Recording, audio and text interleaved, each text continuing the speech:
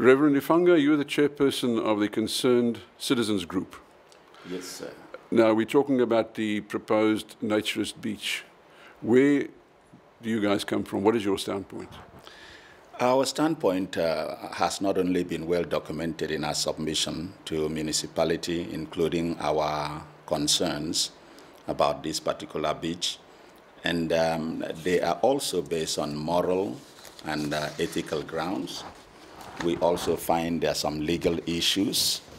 There is the danger of setting a legal and operational precedents. There are environmental issues, the social and cultural issues, the economic issues, and then there's the issue of trusting the nudist to self-regulate on public property. We don't think that is wise. Okay, but now the obvious question is, and the municipality has also referred to this, they say, why did you lodge your protest or your opposition to the beach so late? And, you know, you weren't involved right from the beginning. There are two dimensions of our position for sake of clarity. The first one is opposition to the submission of the nudists. The second is our position to the resolution itself. Our position to the resolution, we're calling on the municipality to rescind that resolution.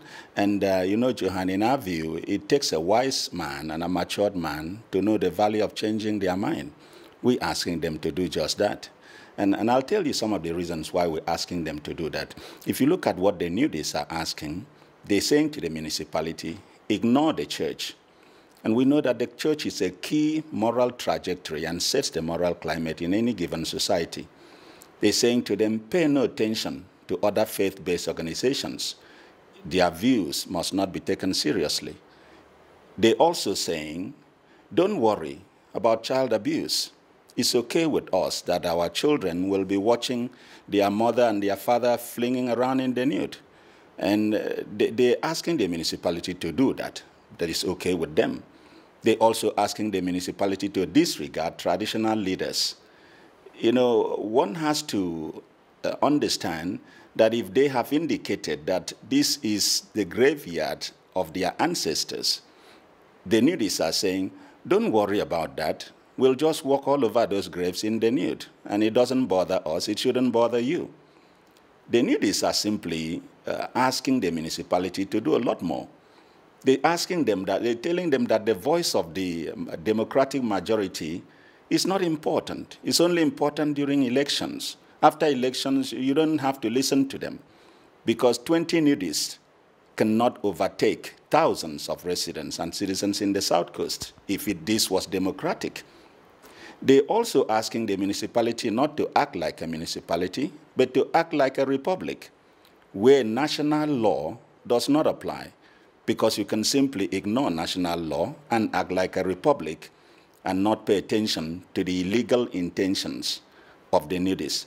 And part of the trick that we notice here that is good to point out is that the nudists simply say, if you do not allow us to break national law on public property, then it means you're discriminating against us. We would submit in our view that that's a foolish argument. That is our view. They were not discriminated against. And the last two things, they're asking municipality, create for us a city of refuge where we can break the law and not be bothered. They're saying to the municipality, bury your conscience. Don't reflect on spiritual accountability or moral legacy. We are more important than all that. And to that we say, each and every person that votes for that resolution needs to re-examine their conscience and ask themselves, did they vote their conscience? Did they represent their constituents or ward when they casted that vote? Lastly, Johan, they're asking the municipality to act on behalf of the nudists by giving as much positive motivation to their endeavors and what they want to do, and just ignore other relevant sectors of the community. These are the reasons why we believe that matured men and women have the right to change their mind, and we hope the municipality will do that. Reverend, but in all fairness, the decision was based on our constitution. And it's commonly accepted we've got one of the best constitutions in the world. So it is so that a lot of people don't agree, but they say it's the right of these people to do so in terms of the Constitution, as long as it is properly managed. You know, Johan, it depends on what page of the Constitution one uses for argument's sake. The right for freedom of expression, the right of people to practice their belief is enshrined in the Constitution. But the Constitution does not give exclusive rights for people to break the same law. Let me put it this way. When the Nudists applied to use that beach, they knew that national law forbids public nudity, and that law has not been changed. And I don't know if the municipality did come into that page of the law that speaks directly to that. National law is against exposure of nakedness to children. That's part of national law as well. And the nudists would submit that if you didn't adhere to their view, you were inconsistent with national law. We would simply say the right of any religious group must be based on the overall rights of the majority and also the moral climate that the people are in. So we would contend, and in our view, that the nudists can practice their nudity in an environment that is legal. Nobody is against their practice of their belief, but the environment they're choosing to practice their belief in is a public environment, which national law forbids nudity in public. We would attest to that. And if the Constitution allows people to do their own thing and it's properly organized, surely that's a different story. The Constitution does not allow for the law to be broken. The Constitution may later on be clarified by statutes or law, or as the case may be, but we would submit that the law that governs South Africa forbids public nudity, and the right to go nude in public is nowhere in the Constitution. What we would use as a benchmark for this, any of those council members that voted for this, would they like a copy of those nude pictures on the Sunday Times hanged in their offices? Would they like to take their children just to demonstrate what they voted for and walk in the nude? Would they like to admit the nudists who have the right to be naked to make their presentation to council without clothes on?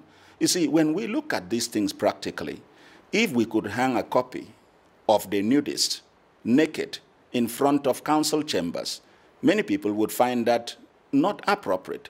But isn't what is inappropriate in the picture exactly what we want to make practical in the lives of the people? And to us, we simply say the matter should not be confused. The right to self-expression, the right to exercise our beliefs must be within the context of the law. You see, the law is a guarantor. The law sets the benchmarks. The law sets the parameters so that one religious belief does not come into war with another one.